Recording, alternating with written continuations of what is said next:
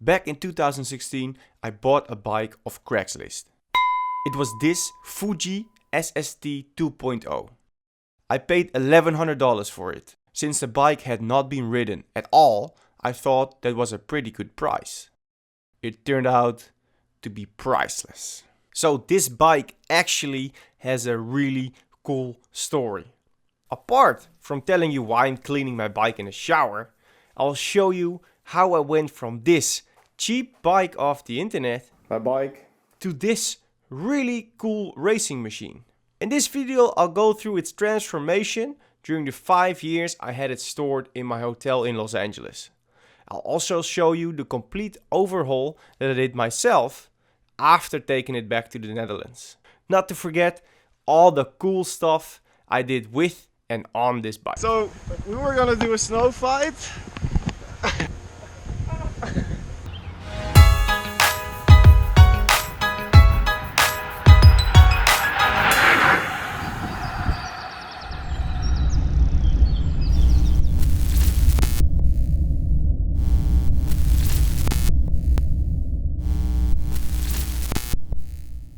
What's up guys? What's up cycling fanatics? My name is Jasper and this video is about my bike, the Fuji SST. I didn't buy it like that. I did a lot to it and I'm gonna show you what I did over the last 5 years. And it's basically a walk down memory lane. If you're just interested in the complete overhaul that I did to this bike recently to make it like new again, you might want to skip to the second half of this video. Whatever you do, make sure you watch till the end because I am sharing 2 very nice deals for you guys on both the bar tape and the wheels. So I've got support, as you've seen in the intro, to build this bike up from Mark Cycling, Vittoria Tires and Spark Wheelworks. I just want to give a side note to that because you could say this is a sponsored video, but it's not like I'm shoving up these brands up to your throats. You know, keeping up a YouTube channel like this just takes so much work and it's very demanding, and brands like this that are supporting me are actually making me able to produce these videos and to keep on doing what I'm doing: racing, training, YouTube, normal life, family, all that stuff. So if you like it, you like it. If you don't, you don't. Here we go. Okay, so let's first get some more info about the Fuji SST 2.0.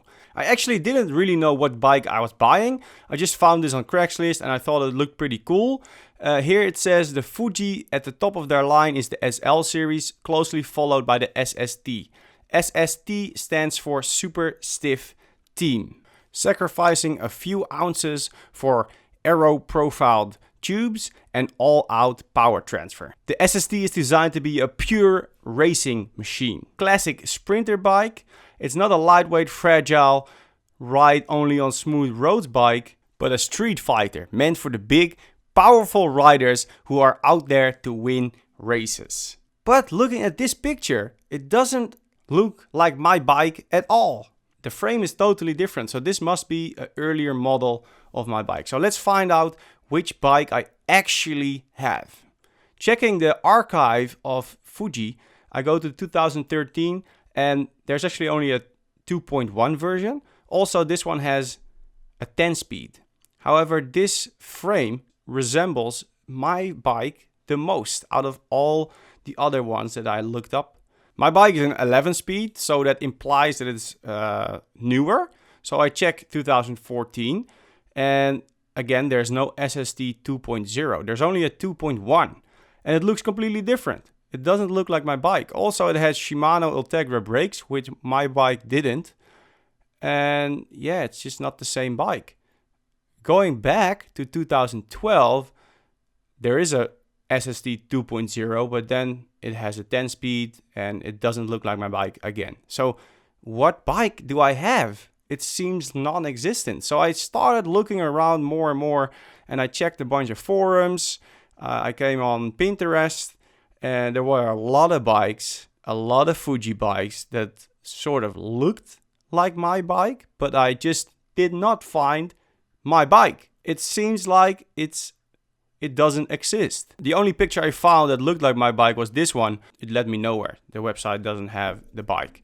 And then I came on a blog post that talks about the Fuji SST 2.0 LE out of 2014.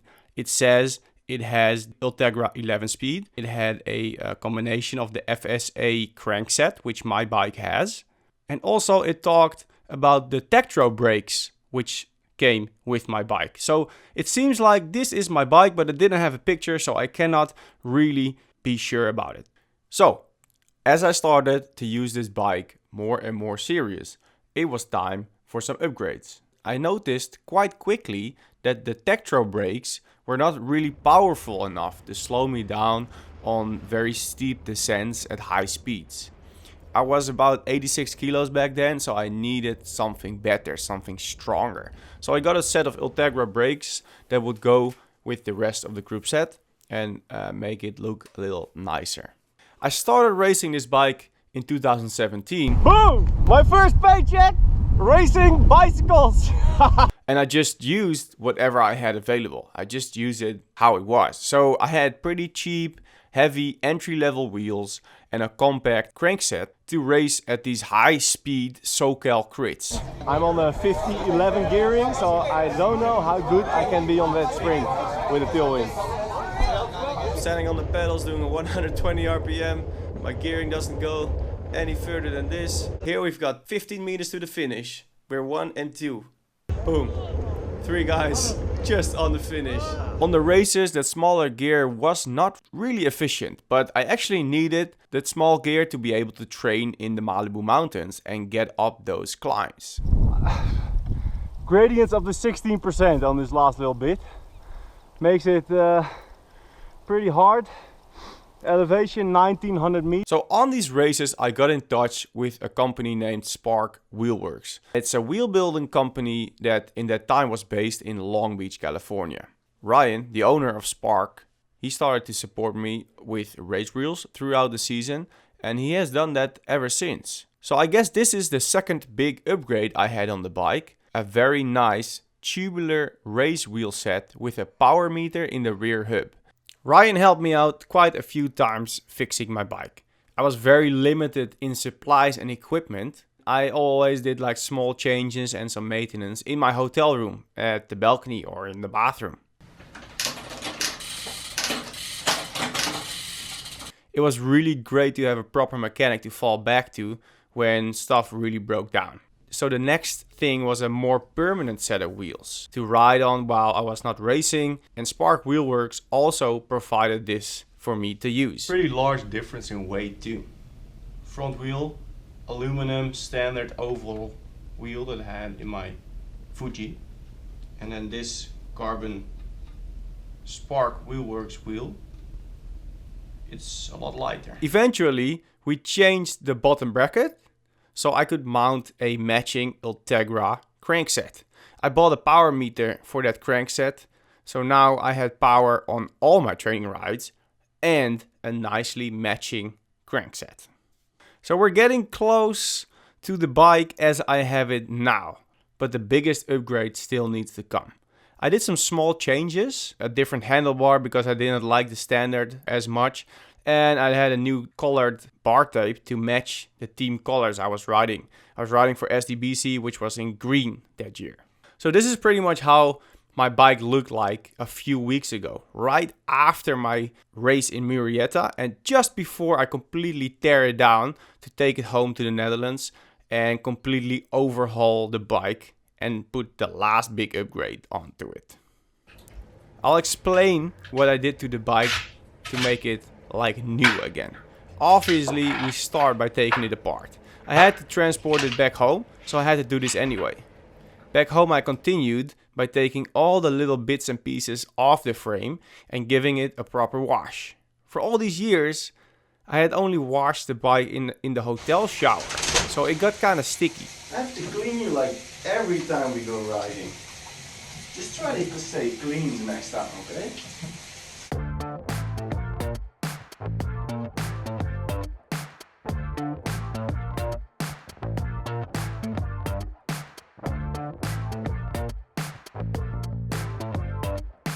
So I cleaned the frame, but as you can see here, this is not gonna get clean. It's still dirty.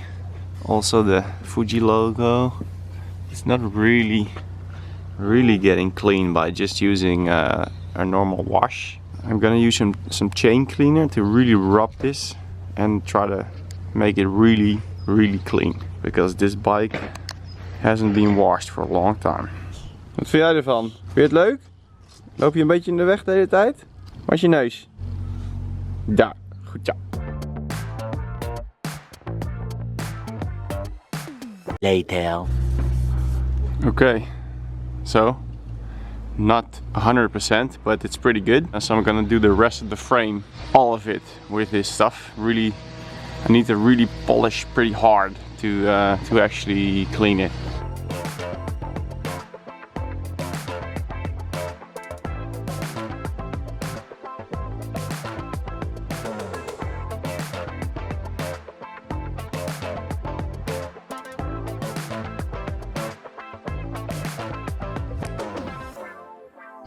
Here's the result.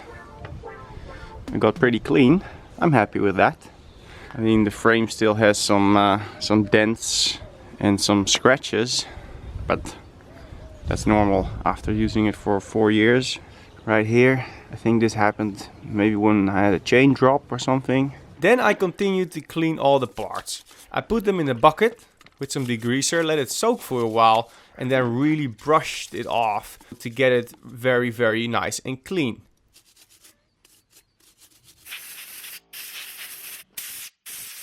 Okay, so I've cleaned the entire bike, all the parts are clean. I'm now at the moment where I replace this little internal cable routing. The shifting cable comes from the front, through the frame, and it goes through this plastic thing up to the front derailleur.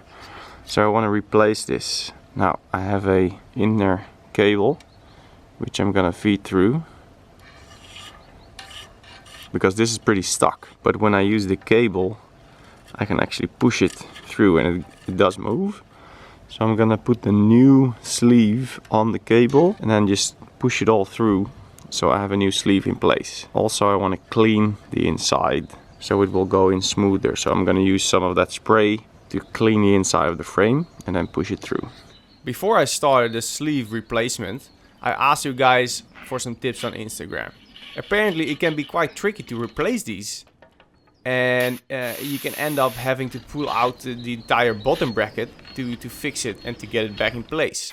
That would set me back a lot, so I was hoping for the best.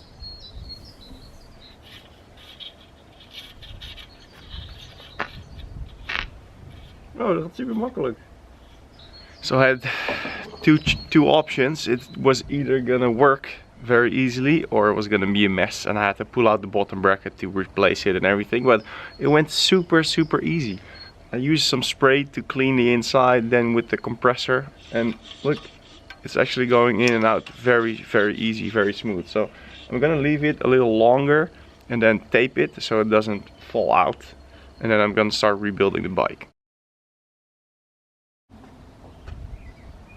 Let's continue the build. I cleaned and re-greased the headset bearings and polished the fork just like I did with the frame. Then I put back the fork with some fresh grease on the bearings, wiping off any excess. I put the stem back onto the fork so it wouldn't fall out.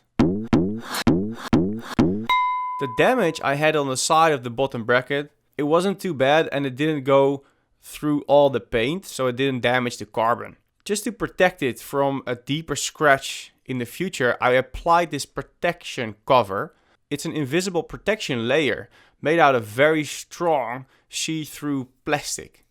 It comes in a package to fit different types of your bike, but you can also cut it to size to fit a custom patch anywhere on the bike, just like I did.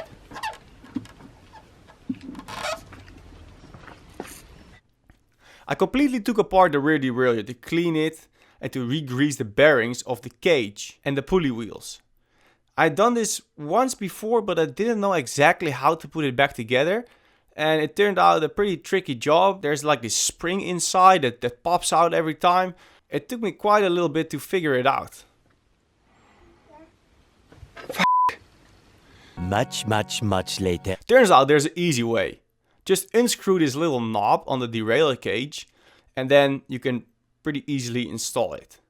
Then you put back that little knob while you hold it and that's it. Huh. Took me forever to figure out how to do it the easy way, but I got it done.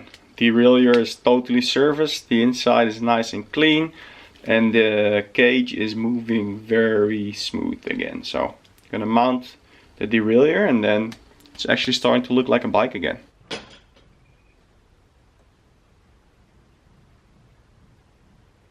The next day. The next day it was time to put back the handlebar and replace all the cables. Ben je aan het doen, Sam? I didn't do this build in one day. It took me like a week. You know, I was working on it a few hours here and there. Meanwhile, keeping an eye on the kiddos. Sometimes I would even work for it only for like 10 minutes whenever I had some time. This didn't really speed up the process, but at least I got it done. And since my son loves to be outside and run around in the backyard, you know, it went together pretty well. I mounted the handlebar back on the bike and I still had the old cables and the old bar tape on it, so I was gonna replace that now. Taking off the bar tape first and having a good look at the current cables to see which cable goes where and the length, especially the length of the cables. A little playtime in between to keep the kids happy.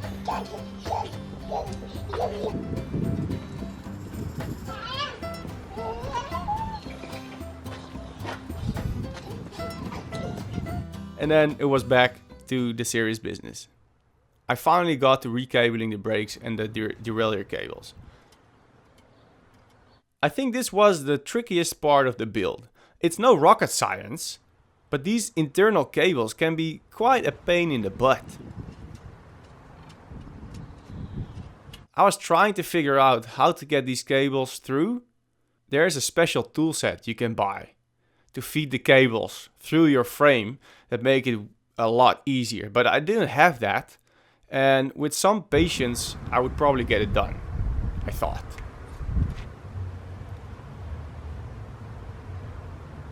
A few minutes later.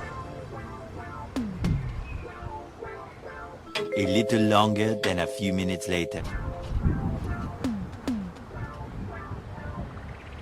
Shifter cable goes in here through the frame and then it needs to come out of this little hole right here, but every time it's going up and into the frame this way. I'm trying to wiggle it through so it comes out of this little hole right here. It is a bit hard, especially with a baby on your belly, without a internal cable routing kit, which I know they are available, but I don't have it. But I'll get it done. It just takes some time and some patience. An eternity later. Yeah. One thing that clearly shows how little experience I have with this. I now have the front shifter in the rear and the rear shifter in the front internal cable routing, so I have to switch them. At least now I know how to do it. Well, I did. I finally got it done. Continuing with the cables of the rear brake that goes through the top tube. There's a nice rubber sleeve that goes around the cable on the inside of the frame that prevents, I guess, the ticking noise inside. Installing this was quite easy actually.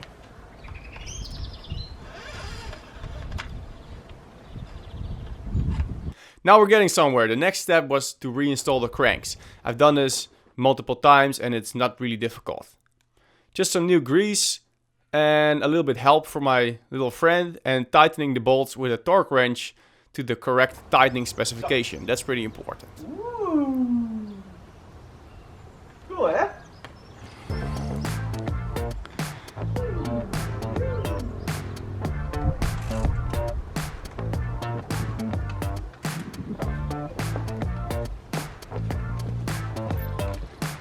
I actually adjusted the length of these cables a couple times. I didn't like how the cables were around the handlebar, and I thought they were a little bit too long. I'm a bit of a perfectionist, so this took me a while to get it perfect, to get it how I liked it. So now I had to do those internal cables again, but at least I knew how to do it now. Putting in the wheels and the chain would make it a rolling and riding bike again. This would allow me to set the derailleur cables and make sure it was all okay before I would start on the bar tape, and then would not have access to them anymore.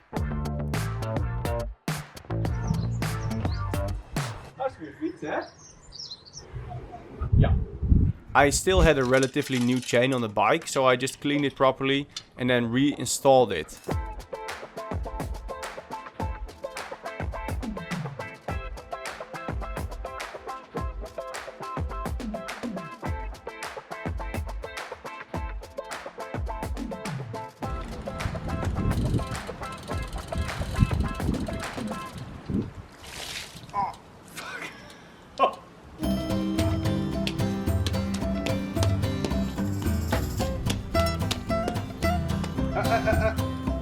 Setting up the front derailleur and the shifting cables to make it shift.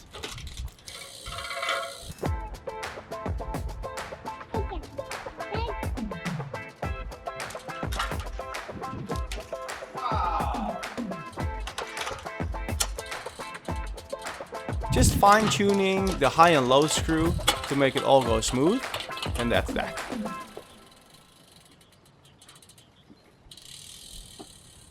So the build was almost done. I had the bar tape left and one other big upgrade to go. Wrapping bar tape is something you'll probably get good at when you do it a lot. You know, I've only done this like once before a long time ago, so I just took my time and I got it done. I got the bar tape from Mark Cycling, a US based company that has, amongst bar tape, also other cycling accessories. They've got bar tape in all kinds of different flashy colors, but in my case, black would actually fit the best. So they sent me the Prism version in a nice box, comes with bar end plugs and some finishing tape.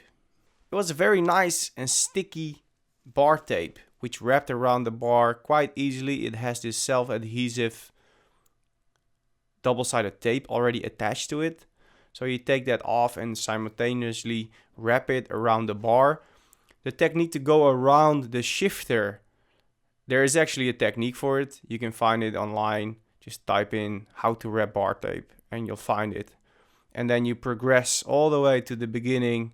You cut it in an angle and then you finish it off with that supplied finishing tape. And that's the result. Just put in that end plug and you're done. And it turned out to look very nice. I really like the black tape. Goes well with the bike.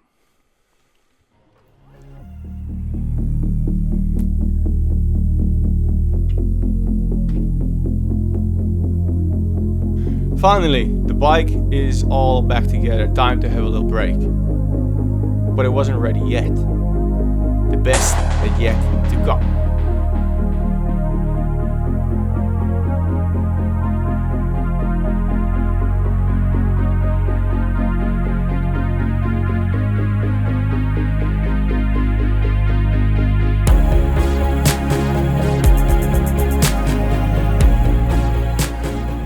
Bike is done. It's basically like brand new, right? After 5 years of sort of hardly ever cleaning it properly. You know, I did a little bit in the shower in the hotel, but never really properly cleaned it. I pretty much overhauled it completely. Beginning to the end, I unscrewed every little screw. But there's one more thing. Remember that I unboxed these wheels on my last trip to LA? Spark Wheelworks built me these Chris King Hubs tubular race wheels, which were obviously for racing this year, but there's not much racing going on this year. However, I really want to ride these. I really want to test them out. So this is the last big upgrade for this bike right now. And by the way, if you are interested in getting some race wheels like these, like super high-end, completely custom, any rim, tubular, tubeless, clinchers, deep section, climbing wheels, whatever you want, any color. Check the link in the description because Spark is giving 30% discount. Only for you guys. Check it out.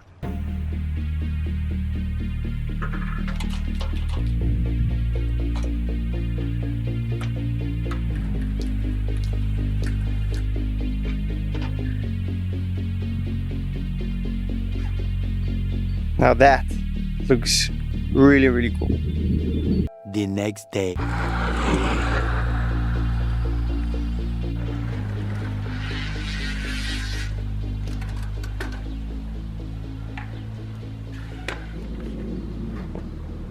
So I just got back from the ride and I can say the overhaul really made a big difference. The bike is just rolling completely smooth again. I really like the way that the handlebar looks. So the cockpit is nice and clean because I changed the position of the cables a little bit and I perfected the length of those shifting and braking cables. And the bar tape is nice and sticky. It looks nice and clean. The black goes very well with the bike, and the wheels, they are just awesome. I've been riding on the other Spark Wheelworks wheels a lot, and I can say the braking service is very, very good even in the wet. They corner nice and steady and predictable together with those Vittoria tubeless tires, and they're not very nervous in the crosswind, so that's very nice, and they just roll super smooth. So yeah, I'm really happy how this bike turned out. If you want to know how I took it back to the Netherlands, you might want to check out this video. It's the last ride on the bike and how I put it in my suitcase. And if you're still having that question why I clean my bike in the shower and you want to see all those adventures I had with this bike, check out this playlist because it goes through all the stuff I did with this bike. Guys, if you have any questions, leave a comment. Don't forget to subscribe, and I'm gonna see you next time. See ya!